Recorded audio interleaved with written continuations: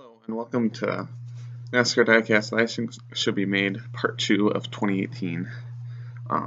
So if you don't really know what all this is about, go back and check Part 1 to kind of explain a little more of what my goal is here. And without further ado, let's head into the cars. Okay, so first up we have Ricky Stenhouse Jr.'s 2018 John Deere throwback that he ran at Darlington this year. This car looks real nice. Nice John Deere logos, and this is a throwback to obviously, I can't even think, I want to say just a little bit of his son. So, the main thing is this is just a cool car. Come from a farming family and have a ton of these toy tractors, and would really have liked to see that. And even if they didn't make that, they could have still made this one that he ran like the week later at Indianapolis with the regular John Deere with its newer ones. Either one I would have probably for sure gotten if Lionel would have made it look real cool, but unfortunately for some reason John Deere won't let them make them, which I find really interesting because you can still get toy tractors at any store pretty much where you can find farm toys. It's fortunate. Next we have Kyle Busch's number 18 pedigree car. For the most part, most of Kyle Busch's diecast cars are being made, which I really like. But pedigree is one of the few that isn't, and I think that's mainly because it's only a one-race deal. But I do think it's a real cool looking car with the yellow and the blue, and having the pets on there. I think it would be a cool car to have made. I think it would sell pretty well because Kyle Busch is still pretty popular. Next we have Daniel Suarez, number 19 Coca-Cola. Granted, this was only ran one race, but I still think it's a pretty cool looking car with just kind of the classic Coca-Cola look. I don't know what it is, but it seems like Coca-Cola diecasts don't really seem to get made, or if they do, they've been on a bait. I don't know, something weird, but I think it would be cool, and I think with Coca-Cola's ties, it could probably sell fairly well if they were to make it. Cool to see. Next up, we have Eric Jones Reezers. This one actually ran a decent amount of races, just I don't really know why they didn't make it. I would have really liked to have seen it. Probably would have gotten it, don't know for sure, but overall it's still a pretty cool looking paint scheme. Nice looking car with the back black and then kind of the red hinted in there. So yeah, be a real cool car to see. Next up we have Eric Jones Craftsman Tools, and it's like, come on, what happened here? This one is a super cool looking car, I really think, with the black and the red. It was originally up for pre-order, but then got canceled. It's like, come on. This car would have for sure gotten just cool looking. Even the Ryan Preece car in the 18 Xfinity Series, same paint scheme, real cool looking. Both got canceled. I really wish they would have kept up for pre-order because I think they could have still sold. Next we have Paul Menard's number 21, and you're saying this is his Menard's car it got made. Yes, but same with the Ryan Blaney car. I would have liked to have seen the car remade.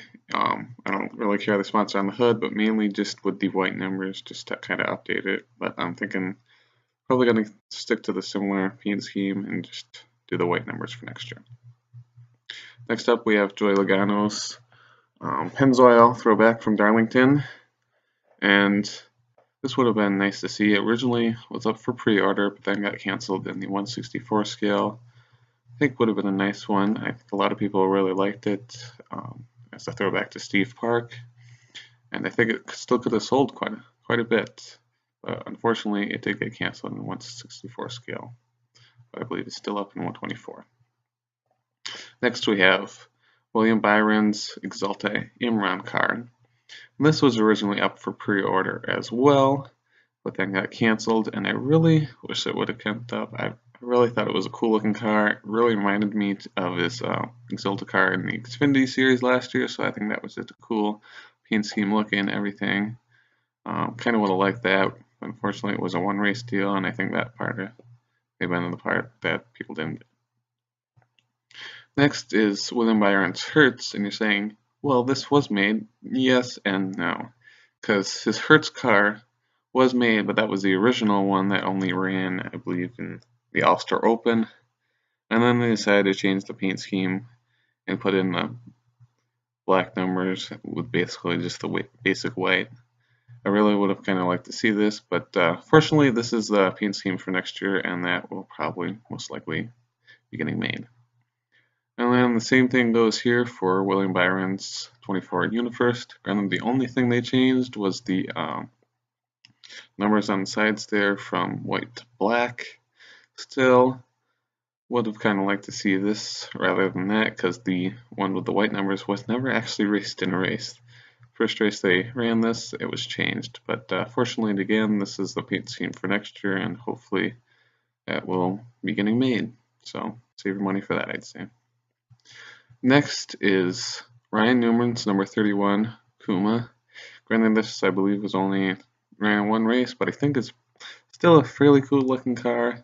Don't know if it's a super good one to have made, but I still think it should be made.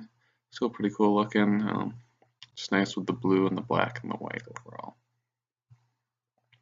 And so yeah, it's pretty nice. Next we have Ryan Newman's number 31 Caterpillar car. That was a throwback at Darlington. This one's pretty cool throwback. I think it might have been up for pre-order. I can't remember for sure, but obviously it got canceled if it was, if not, but still nice throwback overall. I think could have sold fairly well too, but fortunately did not. Next we've got Matt DiBenedetto's number 32 Can-Am car. It's like, this is his primary sponsor. Come on, can't you get this car made? But unfortunately, no. And it's like, it's ran in so many races. I would have loved to have this car. It's a pretty cool looking car with the yellow, the black, and the red kind of mixed, and just overall really nice looking. And fortunately, they didn't get it made.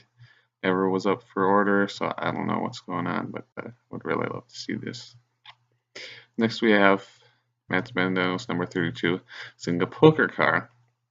And now after the whole thing that happened at Phoenix earlier in the year, Zynga Poker came on for multi-race deal, and it's been a really big sponsor of his now this season, and I think it would have been really nice to have seen this car produced 1/64 scale since it ran so many races. It's actually a pretty cool looking paint scheme overall as well. Next we have Michael McDowell's number 34 Dockside Logistics car, and this ran in quite a few races this season, so that's the biggest thing why I would like to see this one made. Granted, we do have his Love's car, and I can think of the other, oh, it's K-Love, but this I think would be another addition, great one to have made, and would be a pretty cool looking car to see the diecast form.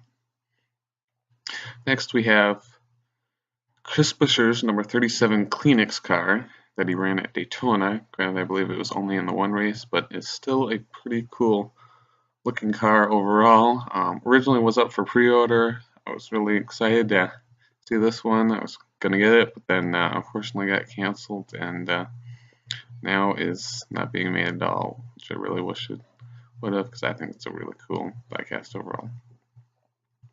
Next is his Scott's car, and this one also is really nice looking, and just kind of like the Scott's products cars in the past. I think it's just part of the color scheme, because you've got the blue and the light blue and the white, just all kind of mixed in. Overall looks real cool in the design. It would look really cool in diecast form. Up we have David Ragan's number 38 Speedco car, and granted I think he only ran this in a few races, but it's still a very cool looking car. I just really like the dark blue with the yellow all just mixed in. I mean, it was made when they ran car at Daytona. I think it would be a nice one to have, kind of go along well with the Love's car of Michael McDowell, since they are part of the same company now, so it would be real cool. Next up we have David Ragan's number 38 MDS, and this car It's also fairly nice looking, fairly basic though, but did run quite a few races for David Ragan this year, so I think it would be a good one to have made. And yeah, it's a fairly nice looking diecast.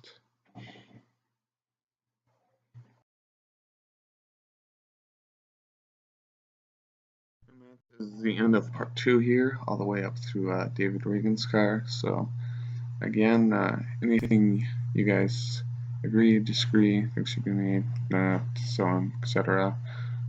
Feel free to leave it in the comments below. Your thoughts and everything else. I hope you enjoyed. And that's pretty much all for me. Stay tuned for part 3 here soon. And that's pretty much everything. It's Corey Klatt, signing off.